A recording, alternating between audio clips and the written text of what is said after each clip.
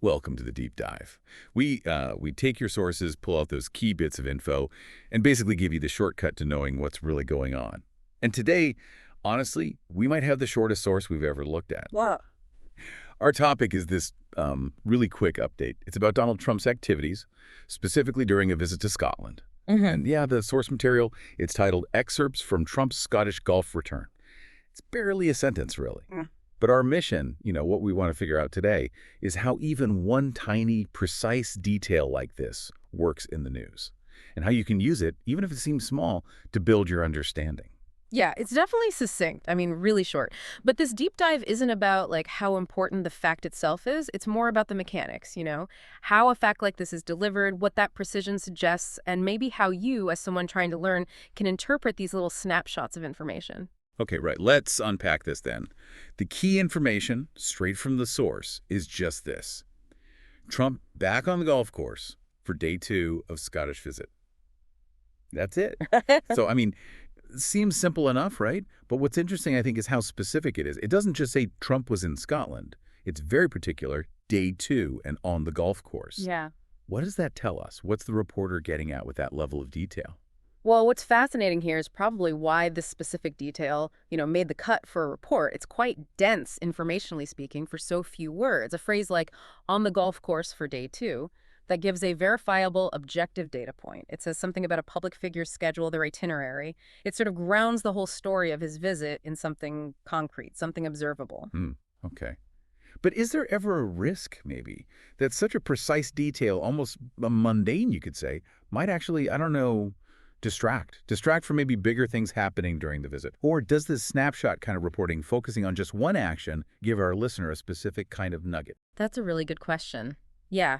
A factual update like this, it gives you a clear anchor point. It's verifiable, but because it's so brief, it naturally leaves gaps, right? Context is missing. It gives you a clear piece of the puzzle, like, okay, this happened, then there.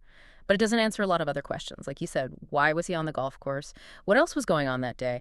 It really highlights how you have to piece together your understanding from lots of different points of data. Some big, some tiny, like this one. Right. Which brings up, news value. When we see something this short, just this one detail, what does that signal? Is it just filler, like a quick update, or does it actually serve some specific purpose for the news outlet or for the reader? Well, it can do a few things, I think. Sometimes these seemingly small details, they just confirm someone's presence or activity.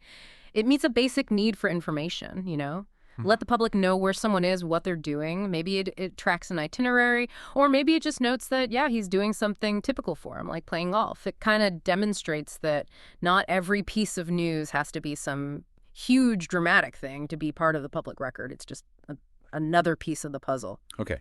So for someone listening, someone trying to stay informed, what's the sort of aha moment here? Is it about recognizing the types of facts we get fed?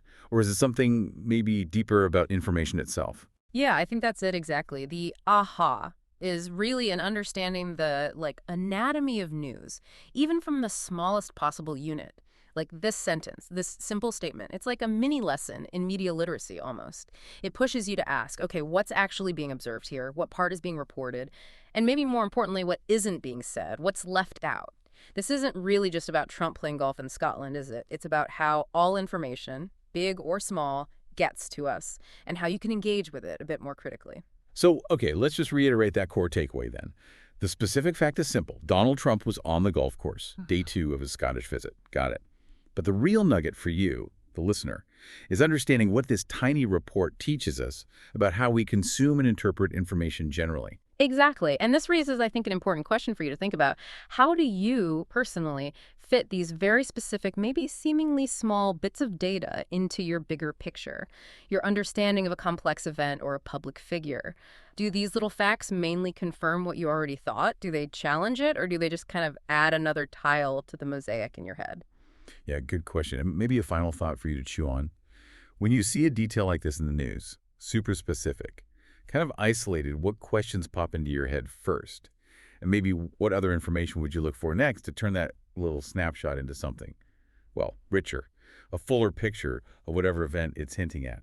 Lots to think about from just a few words. Thank you for joining us on this deep dive.